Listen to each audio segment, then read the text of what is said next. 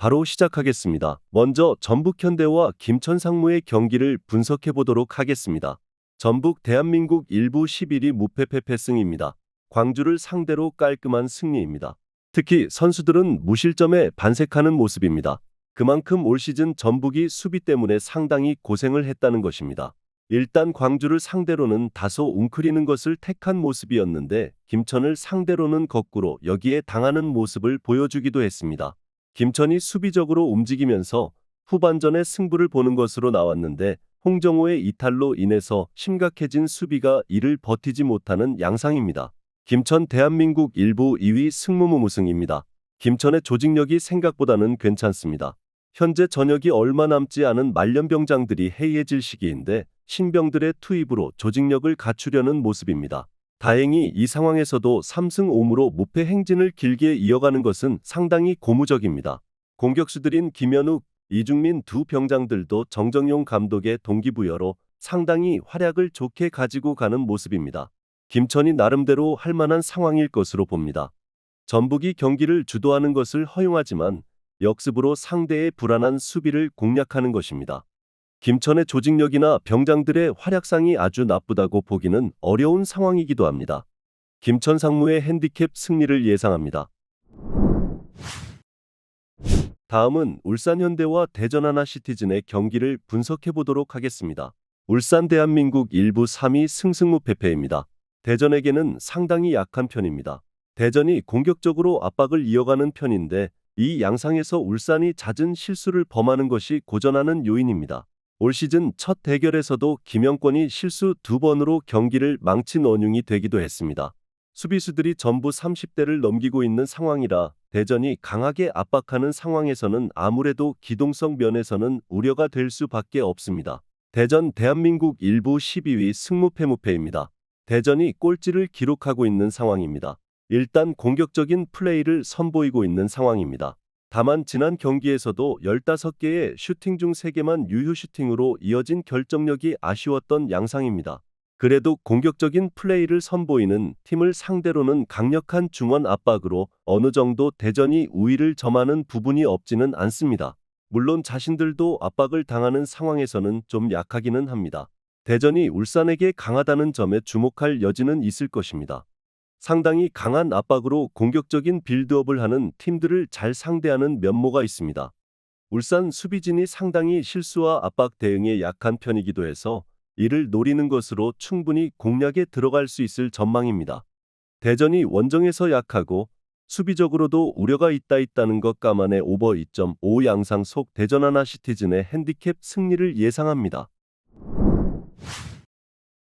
다음은 인천 유나이티드와 광주FC의 경기를 분석해 보도록 하겠습니다. 인천 대한민국 1부 6위 무승무패승입니다. 광주와의 대결에서는 상성에서 우위를 점하는 편입니다. 인천이 여전히 선수비, 후역습 성향을 보여주는 편인데 광주가 이런 플레이에 약한 모습입니다. 2023년 첫 매치에서 크게 깨진 이후에는 인천이 4경기 무패를 달리고 있습니다. 역습 성향에서의 전개가 좋은 편이고 최근에는 무고사가 살아나는 모습을 보여주고 있는 것도 긍정적인 부분입니다. 광주 대한민국 1부 8위 승승패승패입니다. 극단적인 공격 축구에 리스크가 있습니다. 올 시즌 무승부가 한 번도 없을 정도로 극단적으로 승리와 패배를 반복하고 있는 양상입니다.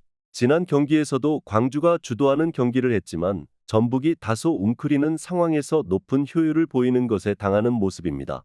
이 와중에 안영규가 햄스트링 부상을 당했는데 교체로 들어간 수비수 포포비치가 기대에 미치는 활약을 해주지는 못했습니다. 선수비, 후역습 성향의 광주가 상당히 약한 모습을 보여주는 것이 사실입니다. 특히 인천이 이를 노려서 광주 상대로는 최근 4경기에서 2승 2무로 좋은 모습을 보여주고 있습니다. 광주의 극단적인 공격 축구로 인한 리스크와 인천의 좋은 전개 및 무고사의 활약도 기대해 볼 수 있을 것입니다. 인천 유나이티드의 승리를 예상합니다. 다음은 포항 스틸러스와 FC 서울의 경기를 분석해 보도록 하겠습니다. 포항 대한민국 1부 1위 무승승무패입니다. 포항의 강점은 선수들의 결정력입니다. 사실 서울을 상대로도 김기동 감독의 친정팀이라서 상당히 공격과 수비로 치고받는 상황을 자주 연출하기도 했습니다. 다만 선수단의 에너지 레벨이 좋고 특히 골로 들어가기 어려운 상황에서 득점을 기록하는 면모로 서울 상대로 승리를 기록한 모습입니다. 사실 포항이 조직적인 플레이에 대해서는 늘 높은 평가를 받는 편이라서 수비와 역습으로 가는 상황에서의 승률도 좋은 편입니다. 서울 대한민국 일부 6위 패승패승패입니다. 서울의 현재 공세를 막아내는 것이 그렇게 어려워 보이지 않는 것이 현실입니다. 특히 지난 경기에서도 부상에서 막 돌아온 링가드가 가장 좋은 평가를 들었을 정도입니다. 기성용을 필두로 한 빌드업이 통하는 상황이라면 또 모르겠는데 이 부담을 덜어줄 수 있는 선수들의 기량에 상당한 기복이 있는 모습입니다. 전술상으로는 양팀 감독의 지략 대결 역량이 서로 비슷한 수준을 보여주고 있습니다. 하지만 전반적인 결정력이나 미드필더의 에너지 레벨이라는 면에서 포항이 서울을 앞섰던 것은 사실이라고 봐야 할 듯합니다. 서울이 현재 측면이 잘 풀리지 않는 상황에서는 공격이 아주 잘 풀리지는 않고 있습니다. 포항 스틸러스의 승리를 예상합니다. 마지막으로 수원 삼성과 서울 이랜드의 경기를 분석해 보도록 하겠습니다. 수원 삼성 대한민국 2부 5위 무패패패패입니다. 4연패입니다. 명가의 자존심이 2부에서도 흔들리고 있는 모습입니다. 일단 수원 삼성의 공격적인 플레이가 그다지 K리그의 무대에서도 통하는 느낌은 아닙니다. 경기 장악이 되고는 있지만 김현의 제공권과 측면 돌파만 막아내면 수원 삼성의 공세를 막기 어려운 상황은 아닙니다.